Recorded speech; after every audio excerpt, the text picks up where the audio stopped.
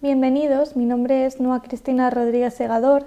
En esta comunicación presentaré Mercurio y Argos, interpretaciones pictóricas y presencia de la flauta en Diego Velázquez y Pedro Pablo Rubens. Antes de comenzar, me gustaría agradecer al comité organizador por brindarme la oportunidad de participar en este congreso. En la Teogonía, Hesíodo menciona que de la unión de Zeus y la Atlántide Maya nació Hermes, en la cima de la montaña Cilene al sur de Arcadia. En los himnos homéricos, el cuarto himno está dedicado a esta figura mítica en el que se alude a algunas de sus funciones principales, comenzando por su carácter de dios pastoril. Esto explicaría por qué es considerado el protector de los ladrones, en especial de ganado, y en particular por su calidad como músico, atribuyéndole la invención de instrumentos como la lira y la siringe. Por su parte, Diodoro de Sicilia, en la Biblioteca Histórica, aclara la razón por la cual este dios recibe el nombre de Hermes, pues señala que la tradición nos ha transmitido que es el heraldo de los dioses y además un óptimo mensajero. Para concluir este breve análisis de sus funciones más reconocidas, cabe destacar su papel como conductor de almas. Y con respecto a los atributos, Ovidio en las Metamorfosis proporciona descripciones precisas de Hermes, con alas en los pies, el caduceo que produce sueño, el sombrero que cubre su cabeza y la espada curva que porta. En el himno homérico IV, Hermes es presentado como protector de los ladrones de ganado, cualidad que se refleja en uno de los episodios más significativos de su mitología, por el cual recibe el epíteto de matador de Argos. Este ser monstruoso, del que algunas fuentes afirman que poseía 4 ojos y otras múltiples, custodiaba ahí o transformada en vaca por voluntad de Zeus. El mito será analizado mediante un estudio comparativo de 2 obras pictóricas del siglo XVII, ambas tituladas Mercurio y Argos, conservadas en el Museo Nacional del Prado y realizadas por los célebres artistas Pedro Pablo Rubens y Diego Rodríguez de Silva y Velázquez. Para ello, se interpreta como fuente clásica principal el pasaje recogido por Ovidio en su primer libro de las Metamorfosis. Es necesario aclarar, siguiendo a Grimal, que Mercurio en la tradición romana se identifica con el Hermes griego. Esta equivalencia es fundamental para comprender que los dos nombres aluden al mismo personaje mitológico. La narración ovidiana comienza con la descripción de un entorno natural en Hermonia. Io, hija del dios fluvial Ínaco, es deseada por Zeus y para protegerla de los celos de Hera la transforma en una ternera. Desconfiando del engaño, la diosa exigió que se le entregara el animal y Zeus accedió para evitar sospechas. Aún así, Hera, para impedir que se la robaran, encargó a Argos la custodia de la vaca, quien tenía una cabeza rodeada de 100 ojos. Sin embargo, el soberano de los dioses no puede soportar la desgracia a la que está sometida su amada, por lo que envía a su hijo Hermes a matar a Argos. Este, en un momento, se puso las alas en los pies, cubrió su cabeza con el sombrero y cogió el caduceo, que recordemos que es la vara que produce sueño, y que además es el único atributo que conservó en la tierra. La pintura de Velázquez, en torno a 1659, parece representar los siguientes pasajes del relato, donde el hijo de Maya cautiva a Argos mediante la música. Según narra Ovidio, Hermes toca una flauta hecha de cañas unidas, con las que logra adormecer una parte de los ojos del guardián, aunque no todos. En ese momento, Argos le pregunta por el proceso de invención del instrumento. Entonces, el dios le cuenta que en los montes de Arcadia, la náyade Siringe, perseguida por Pan, pidió a las ninfas del río que la transformaran en cañas para escapar de él. Pan, al intentar atraparla, solo consiguió los juncos, que al ser atravesados por el aire produjeron un sonido suave parecido a una queja. Fascinado por este sonido, nombró a las cañas con el nombre de la ninfa y así nació la siringe, instrumento musical hecho de cañas unidas de diferentes tamaños. En cambio, la escena escogida por Rubens en su obra homónima, realizada con anterioridad a la del pintor español, pues se estima que fue creada entre 1636-39, corresponde al inicio del desenlace cuando Mercurio descubre que todos los ojos del vigilante han sucumbido a un profundo sueño. Aprovechando la situación, lo golpea con su espada curva y lo arroja ensangrentado sobre las rocas. Tras su muerte, Hera rescata los 100 ojos de Argos y los coloca en las plumas de su ave, que es un pavo real. Al contemplar el cuadro de Velázquez se distinguen 2 figuras masculinas situadas en lo alto de una cumbre rocosa o dentro de una cueva. Ambos personajes se encuentran agachados con una marcada musculatura en brazos y piernas.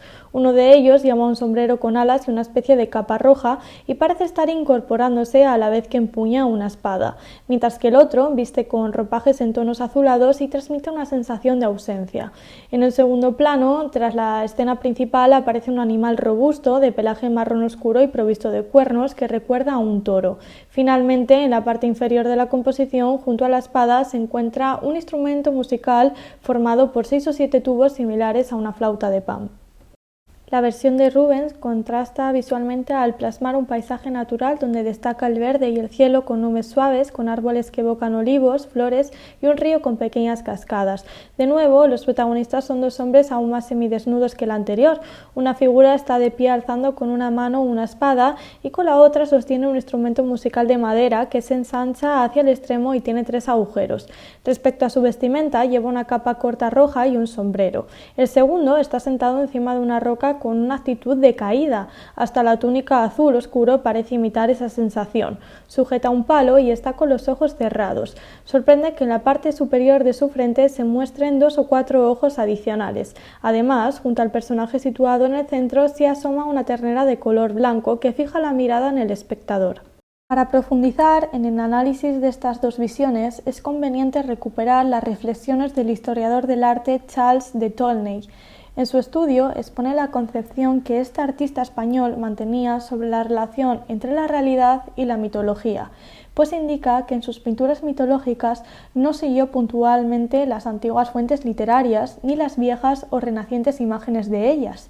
Argos no es el monstruo con 100 ojos.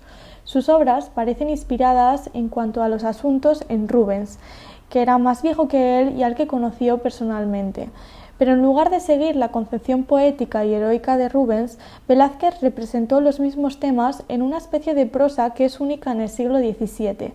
El crítico prosigue su propuesta interpretativa señalando que el enfoque de Rubens reside en la magia del montañoso paisaje flamenco, que se convierte en una especie de manifestación de las fuerzas cósmicas de la naturaleza, a diferencia de la obra de Velázquez, que se configura como una personificación de la simplicidad y al mismo tiempo logra incorporar la tensión dramática propia del momento escenificado. Esta información ayuda a explicar las similitudes entre los cuadros, en especial en la figura de Mercurio, representado con una espada carente de forma curva tan característica, con una capa corta y ligera de tonos rojizos similar a una clámide y el sombrero. En esta ocasión, Velázquez opta por dotar al personaje con un sombrero alado, si bien el fragmento original avisa que para su disfraz habían sido retiradas. Posiblemente esta decisión respondió a facilitar la identificación del personaje. No se trata únicamente de comprender las analogías, sino también de atender a sus discrepancias iconográficas. En este sentido, Argos no aparece como un cielo estrellado de ojos, ya que Velázquez suprime deliberadamente este elemento. Rosa López justifica esta omisión al confirmar que en el contexto del siglo XVII era habitual prescindir de dicho rasgo. En cuanto a Io, transformada en vaca, la versión de Rubens se ajusta a las metamorfosis, mostrando una blanca novilla. Por el contrario, la interpretación del pintor sevillano se asemeja más a un toro de pelaje marrón debido a sus dimensiones y largos cuernos. Por último, aunque el pasaje ovidiano ofrece escasos detalles sobre el paisaje, limitándose a mencionar a Argos sentado en una peña, el inicio del relato guarda una notable aproximación con la visión propuesta por el artista flamenco. Si recordamos los atributos de Hermes descritos en la narración de Ovidio, serían las alas, el caduceo, el sombrero y la espada curva. Es significativo que ninguno de los dos pintores incluya la vara mágica, pero sí incorporan el sombrero e incluso las alas en el caso de Velázquez, a pesar de que el texto indica lo contrario. Juan Carmona señala que el pétaso, sombrero griego, y la clámide, capa corta y ligera que usaban los griegos y los romanos, constituyen el atuendo habitual del viajero. A partir de esta descripción puede interpretarse que los artistas optaron por caracterizar al dios con estos elementos para subrayar su condición de pastor disfrazado, en coherencia con el episodio de las metamorfosis, donde procura no ser reconocido. Esta elección podría justificar la ausencia del caduceo en ambas composiciones.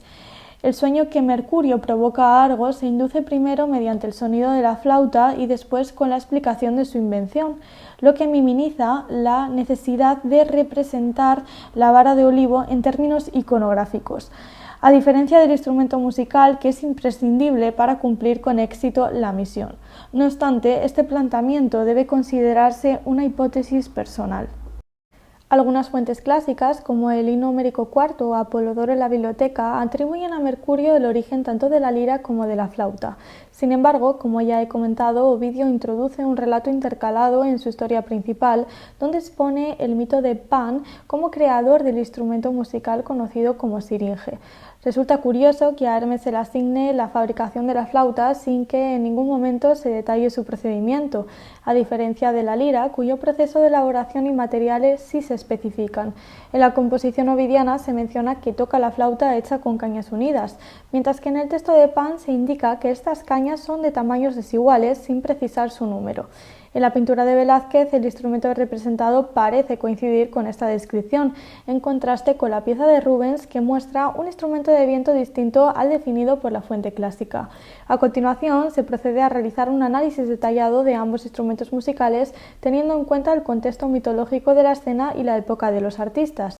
Andrés señala que la flauta de Pan, también denominada siringe, recibe estos nombres en referencia al mito de Pan. Virgilio, en su Égloga, afirma que Pan fue el primero en reunir varias cañas con cera y hacerlas sonar.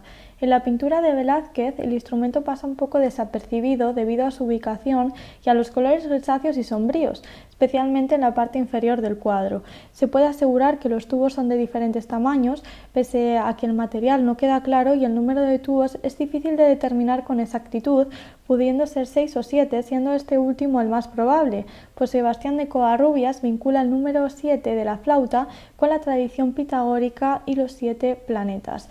Estos elementos permiten concluir que se trata de una flauta de Pan. En este marco, Sánchez aporta detalles relevantes sobre el contexto de la época, pues señala que aunque la pintura de Velázquez no aporta información nueva sobre la simbología de la flauta de Pan, sí refleja con precisión su estructura y evidencia el conocimiento del pintor sobre las representaciones musicales de la época en Europa. Es probable que Velázquez se inspirara en obras contemporáneas de artistas como Nicolas Poussin o Pedro Pablo Rubens. En cambio, la catalogación del instrumento representado en la composición de Rubens se ve dificultada por el hecho de que éste no aparece completo, ya que la parte superior está cubierta por la mano con la que el personaje de Hermes lo sostiene. Al consultar el segundo tomo del Tratado sobre música del compositor Michael Praetorius, se encuentra una ilustración de una serie de flautas de pico dibujadas. En este conjunto, la de menor tamaño parece recordar a la parte incompleta del instrumento visible en la imagen del pintor flamenco.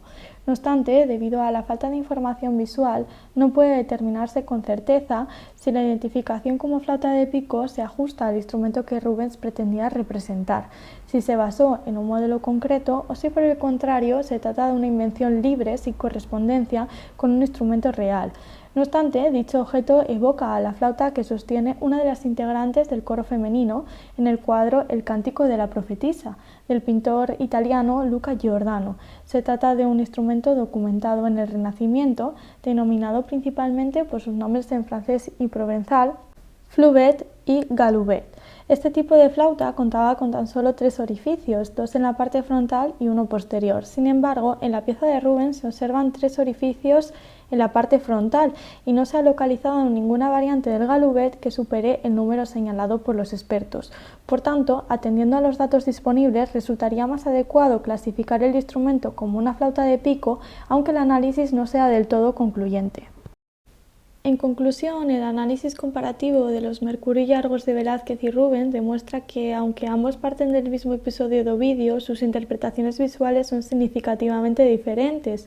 Velázquez se enfoca en el momento en que Mercurio adormece a Argos mediante la música y relata el proceso de elaboración de la flauta, mientras que Rubens escoge el instante previo al asesinato del guardián. Estas diferencias se reflejan también en la elección de los instrumentos. Velázquez introduce una siringe que se ajusta a la descripción ovidiana y al mito de Pan, mientras que Rubens utiliza una flauta de pico ajena a la fuente clásica, lo que revela una mayor libertad interpretativa. En conjunto, estas variaciones iconográficas muestran que ninguno de los dos pintores sigue de manera estricta el texto de Metamorfosis, aunque la lectura comparada de ambas obras nos aproxima más a la complejidad del relato. Así, podemos ver cómo el mito fue reformulado en el siglo XVII para resaltar distintos aspectos de Mercurio, como su astucia y el papel de la flauta en el engaño y la caída de Argos. La bibliografía que acompaña este trabajo incluye tanto fuentes clásicas en ediciones modernas como también estudios recientes sobre el tema. Muchas gracias por su atención y quedo a disposición para cualquier pregunta o comentario.